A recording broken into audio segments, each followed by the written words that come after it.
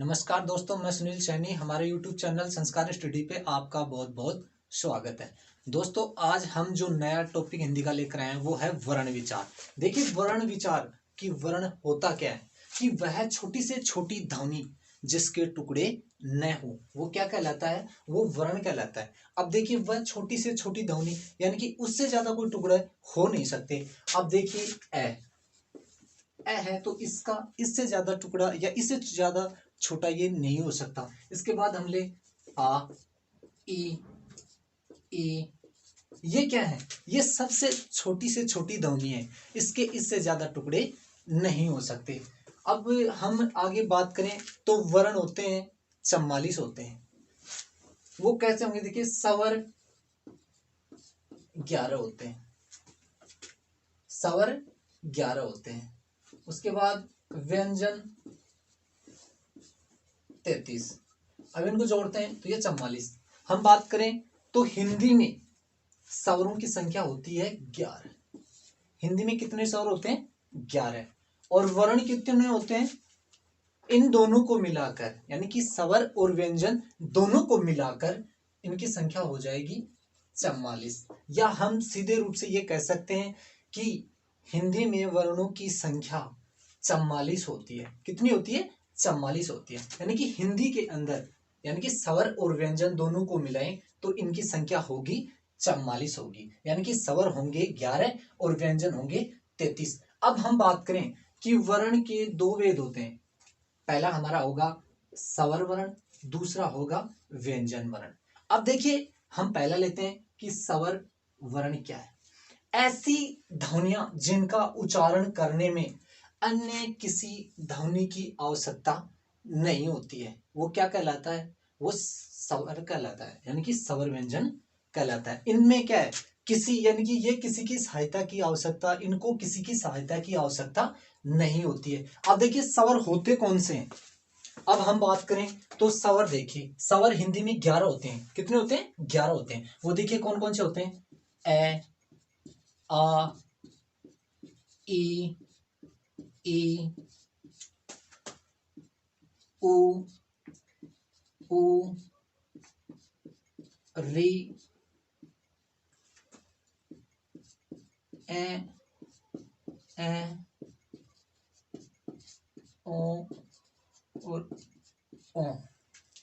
हम बात करें अन, अह, यानी कि स्वरों की जो संख्या है वो हिंदी में 11 ही होती है।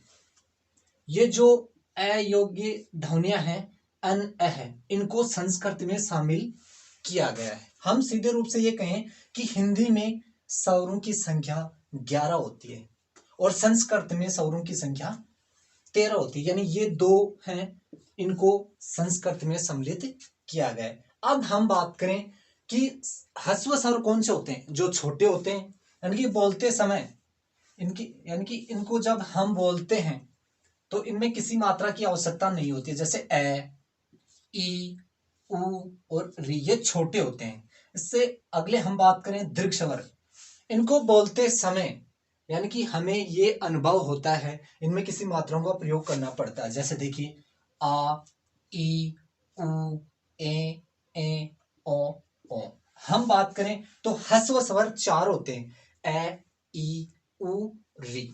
इसके बाद दीर्घ स्वर देखिए, आ, ई, उ, ओ। अब हम बात करें 3 3 6 1 7, यानी कि दीर्घ स्वरों की संख्या यानी कि हिंदी में 7 होते हैं। दीर्घ स्वर कितने होते हैं? 7। अब बात करें हम संयुक्त स्वरों की, तो वो देखिए, अब संयुक्त स्वर होते क्या है, देखिए, यानी कि दो स्वरों से मिलकर बने वो क्या कहलाते हैं? वो संयुक्त स्वर कहलाते हैं। यानी कि ह्रस्व स्वर क्या थे? ये तो थे छोटे, यानी कि बोलते समय हमें किसी मात्राओं की आवश्यकता नहीं थी। दीर्घ स्वर की ये थे बड़े, यानी कि बोलते समय हमें इनकी मात्राओं की आवश्यकता हुई। अब ये संयुक्त स्वर क्या थे? यानी कि एक से अधिक स्वरों के योग से बने हैं, यानी कि दो स्वरों के योग से इनका निर्माण हुआ है। जैसे ए, ओ। ये हमारे थे स्वर कि ऐसी ध्वनियां जिनका उच्चारण करने में अन्य किसी ध्वनि की आवश्यकता नहीं पड़ती, वो क्या कहलाते हैं? वो स्वर कहलाते हैं। स्वर देखिए, ह्रस्व स्वर कौन से होते हैं, दीर्घ स्वर कौन से होते हैं, और संयुक्त स्वर कौन से होते हैं। ये थे हमारे स्वर। तो दोस्तों हम बात कर रहे थे व्यंजन की, यानी कि स्वर, तो स्वर के बाद अब देखिए व्यंजन, कि देखिए व्यंजन क्या होते हैं, कि जो ध्वनियां स्वरों की सहायता से बोली जाती है, देखिए उसे व्यंजन कहते हैं। यानी कि स्वरों में क्या था, यानी कि स्वरों में व्यंजनों की आवश्यकता नहीं थी, वो अपना खुद का अस्तित्व था, यानी कि वो स्वयं ही अपना कार्य कर रहे थे। अब देखिए व्यंजनों में क्या है, कि जो ध्वनियां स्वरों की सहायता से बोली जाती है उसे व्यंजन वर्ण कहते हैं। अब देखिए व्यंजन, व्यंजन कितने होते हैं, 33 होते हैं, यानी कि व्यंजनों की संख्या कितनी होती है, 33। अब देखिए स्पर्श व्यंजन, यानी कि स्पर्श व्यंजन कितने होते हैं, 25। क वर्ग, यानी कि क वर्ग में आ जाएगा क ख ग घ ण। च वर्ग में देखिए च छ झ झ ण। ट वर्ग में देखिए, यानी कि ये पूरा आ जाएगा। इसी प्रकार से त वर्ग और ये प वर्ग, यानी कि व्यंजन, यानी कि स्पर्श व्यंजन है क से लेकर और प वर्ग तक, ये सभी क्या है, यानी कि स्पर्श व्यंजन है। इसके बाद में देखिए अंतःस्थ व्यंजन, य र ल व। उष्ण व्यंजन, यानी कि स है, यानी कि ये सभी क्या है, व्यंजन है। अलग अलग इनको भागों में बांटा गया है, यानी कि जो ध्वनियां स्वरों की सहायता से बोली जाती है उसे व्यंजन कहते हैं। व्यंजनों की संख्या 25 होती है, यानी कि स्पर्श व्यंजनों की संख्या 25 होती है, और वैसे व्यंजन होते हैं 33। क वर्ग, च वर्ग, ट वर्ग, त वर्ग, प वर्ग। इसके बाद देखिए अंतःस्थ व्यंजन, य र ल व। और उसमें व्यंजन देखिए स है, ये सभी क्या है, व्यंजन है। तो हम बात कर रहे थे संयुक्त व्यंजन की। संयुक्त व्यंजन क्या होते हैं, कि दो स्वरों के मेल से जो यानी कि वर्ण बनता है वो क्या कहलाता है, यानी कि व्यंजन कहलाता है। देखिए क और स से क्षय, क्षय बना है। उसी प्रकार से देखिए त्र, यानी कि त और र से बना है त्र, त और रे से त्र, यानी कि ज्ञानी बना है ज और ण से। इसी प्रकार से देखिए स और र से ये स बना है। इसी प्रकार से देखिए ध, यानी कि द और य से, यानी कि द बना है। तो ये थे संयुक्त व्यंजन, यानी कि अक्षय, त्र, ज्ञानी, श और द, ये सभी क्या है, संयुक्त व्यंजन है। इसी प्रकार से देखिए अनुनासिकी, प्रत्येक वर्ग का पांचवा वर्ण क्या है, जैसे देखिए क वर्ग, च वर्ग, ट वर्ग, त वर्ग और प वर्ग, उनका जो अंतिम जो पांचवा वर्ण है वो अनुनासिक होगा। जैसे देखिए अण, न, न और म, ये सभी क्या है, अनुनासिक हैं। तो हम बात करेंगे देखिए संयुक्त व्यंजनों की, यानी कि दो स्वरों के, यानी कि दो व्यंजनों से जो व्यंजन बनता है वो क्या कहलाता है, संयुक्त व्यंजन।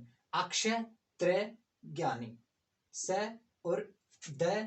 अनुनासिक में देखिए प्रत्येक वर्ग का पांचवा वर्ण, यानी कि ण, ण, न और म, ये सभी क्या है, अनुनासिक होंगे। अब देखिए ये तो बात हो गई स्वर और व्यंजनों की। अब हम बात करते हैं कि स्वर और व्यंजनों को किस प्रकार से हम अलग अलग तरीके से बांटते हैं। हम बात कर रहे थे देखिए कि अल्प प्राण की, यानी कि इसमें स्वर और व्यंजन कौन से आएंगे, यानी कि प्रत्येक वर्ग का पहला, तीसरा, पांचवा व्यंजन, यानी कि स्वर और व्यंजन, यानी कि उनमें अल्प प्राण में कौन कौन से स्वर और व्यंजन आएंगे। तो देखिए क वर्ग, च वर्ग, ट वर्ग और त वर्ग और प वर्ग, इसमें पहला, तीसरा और पांचवा वो व्यंजन होंगे, और सभी अंतःस्थ व्यंजन इसमें बोले जाएंगे, एवं सभी स्वर अल्प प्राण में आएंगे। अब देखिए पहला क, तीसरा, ये हो गया पांचवा। इसी प्रकार से देखिए च वर्ग में च, ज, न। इसी प्रकार से ट वर्ग में देखिए ट, ढ, ण। इसी प्रकार से देखिए त वर्ग में त, द, न। प वर्ग में देखिए प, ब और म, ये सभी क्या है, पहला, तीसरा और पांचवा, यानी कि अल्प प्राण में ये सभी के सभी स्वर शामिल किए गए हैं। इसी प्रकार से देखिए अंतःस्थ व्यंजन में य, र, ल, व आ जाएंगे। इसके बाद में देखिए सभी स्वरों को अल्प प्राण में सम्मिलित किया गया है। ए आ ई उ ऊ री ए ओ ओ। यानी कि कहने का मतलब ये है कि अल्प प्राण में यानी कि सभी जो क वर्ग, च वर्ग, ट वर्ग, त वर्ग और प वर्ग उसका पहला, तीसरा और पांचवा वर्ण शामिल होंगे और वो ही सारे स्वर आ जाएंगे और उसके अंदर अंतःस्थ व्यंजन भी सम्मिलित किए गए हैं।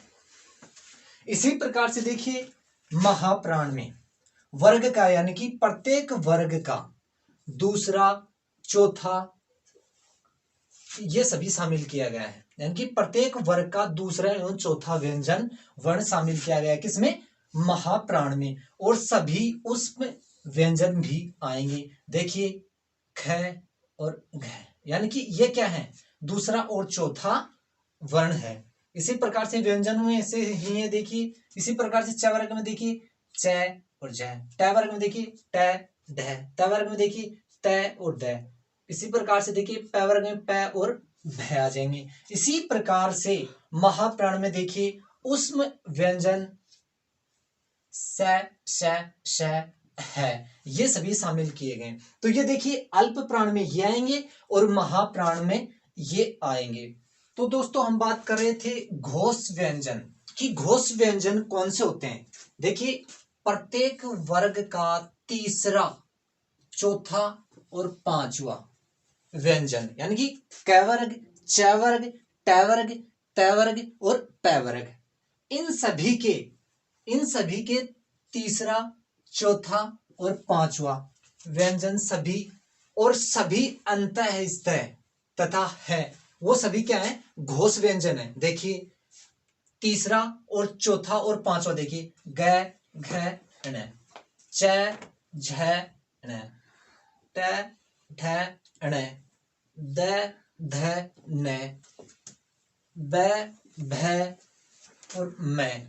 और अंतःस्थ व्यंजन देखिए य, र, ल और अंत में देखिए है। ये सभी क्या है? घोष व्यंजन है। इसी प्रकार से देखिए अघोष व्यंजन कौन से होते हैं कि प्रत्येक वर्ग का प्रथम, द्वितीय व्यंजन तथा स। देखिए क, ख, च, छ, ट, ढ, त, थ, प, फ, स, क्ष, श ये सभी क्या है? अघोष व्यंजन है।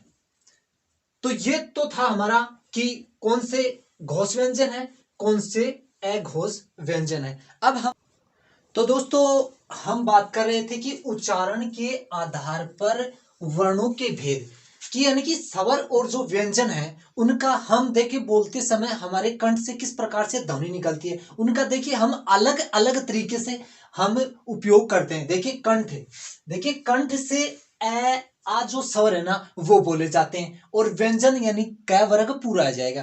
क वर्ग यानी कहने का मतलब यह है क में पूरा आ जाएगा पांचों वर्ण यानी कि वर्ण आ जाए क, ख, ग, घ, ण।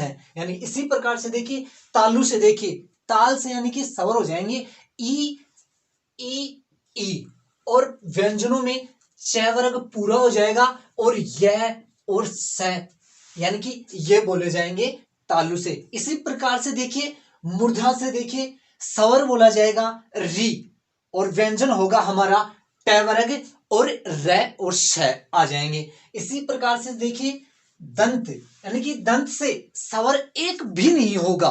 और इसी प्रकार से देखिए हम आगे चलते हैं व्यंजनों में, तो व्यंजनों में त वर्ग पूरा आ जाएगा और ल और स यानी कि ये किससे बोले जाएंगे यानी कि तालव्य से उनकी व्यंजनों की ध्वनि निकलती है। इसी प्रकार से देखिए ओष्ठ यानी कि हम जब स्वर और व्यंजनों का जब प्रयोग करते हैं तो होठ से यानी कि ऊ देखिए मैं बोल रहा हूं यहां पे बोलते समय देखिए यानी कि हम अभ्यास करके देख सकते हैं यानी कि ऊ की ध्वनि है वो स्वर से निकल रही है। इसी प्रकार से देखिए प वर्ग है वो व्यंजन बोले जाएंगे यानी कि प वर्ग पूरा आ जाएगा वो नास यानी कि ओष्ठ से बोले जाएंगे। इसी प्रकार से देखिए नासिका यानी कि कुछ स्वर होते हैं कुछ व्यंजन होते हैं जिनका देखिए हम जैसे नाक में बोलते हैं यानी कि नाक से ध्वनि निकलती है। देखिए अन अ है, यानी कि नाक से ध्वनि निकल रही है। इसी प्रकार से देखिए क वर्ग, च वर्ग, ट वर्ग, त वर्ग और प वर्ग, इन सभी का पांचवा जो अक्षर होता है ना अंत का, अण ण न न म, ये सभी क्या है, जैसे ही हम इनको बोलते हैं हम तो नाक से ध्वनि निकलती है। इसी प्रकार से देखिए कंठ और तालु को, इन दोनों को, इनकी दोनों से देखिए यानी कि जो ध्वनि निकलती है वो कौन से ऐसे स्वर वर्ण होंगे, वो देखिए ए यानी कि इनसे क्या है, कंठ और तालु से इनकी ध्वनि निकलती है। हमारा जो व्यंजन होगा वो कोई भी नहीं होगा इन दोनों से। इसी प्रकार से देखिए कंठ और होस्ट, इनसे देखिए ओ यानी कि ओ और ओ, ये स्वर बोले जाएंगे और व्यंजनों कोई भी व्यंजन नहीं बोला जाएगा। इसी प्रकार से देखिए दंत और ओष्ठ, इनसे देखिए स्वर कोई भी नहीं बोला जाएगा और व्यंजनों में व और फ यानी कि इनका यानी कि ये ध्वनियां निकलेंगी। इसी प्रकार से देखिए हम बात करें यानी कि स्वर और व्यंजन वर्णों की, तो ये देखिए अलग अलग तरीके से इनकी ध्वनियां हैं वो निकलेंगी। परीक्षा में देखिए ये सारणी बहुत महत्वपूर्ण है, इसमें 1 या 2 प्रश्न बिल्कुल आपके किसी भी कंपटीशन में हो, बिल्कुल प्रश्न इनसे पूछा जाता है। तो आपको किसी भी प्रकार के भ्रम में नहीं रहना है, यानी कि किसी भी प्रकार की आपको कठिनाइयां नहीं होगी, क्योंकि यहाँ पे देखिए सारणी में अलग अलग तरीके से यह दर्शाया गया है कि कंठ से स्वर कौन से होंगे और व्यंजन कौन से होंगे।